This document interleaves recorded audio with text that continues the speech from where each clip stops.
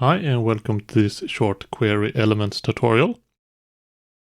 In this tutorial I will demonstrate the slider filter widget and how to integrate it with the archive widget. Here we have the Elementor page and I have previously added the archive widget. Now let's add the slider widget.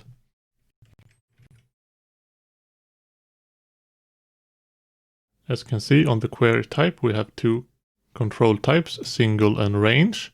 In this example I will use the single control type. And in this example we will have a table size slider filter. So query parameter should be set to table size.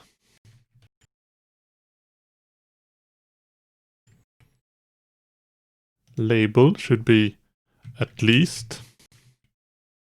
Postfix should be shares.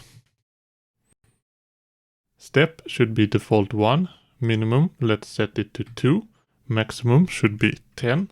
Default value should be 4. Now let's go to the content tab and add a title. We also need to enable display search button.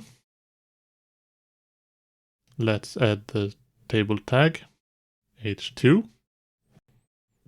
Now let's configure the archive widget. Go to the query tab and the meta query custom fields section.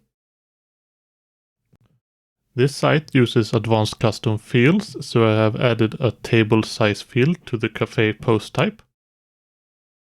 I am also using advanced elements plugin, so I'll use a dynamic tag to get the meta value key.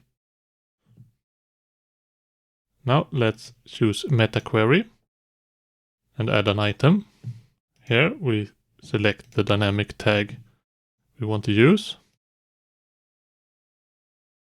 and enable the return name of key, so we get the name of the key and not the value of the meta field. Next we change compare to larger than or equal to. Meta value type should be numeric. Meta value needs to be a dynamic tag called query parameter. Here we enter the query parameter name.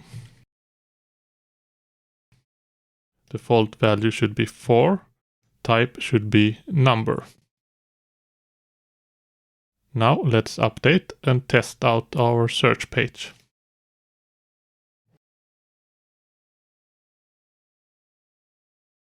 Here we have our table size. Let's search. As you can see, only 3 cafes are shown. Let's slide around a bit and see what happens. As you can see, all the results are updating correctly. If you have any questions, just ask them in the comment section below. And have a nice day.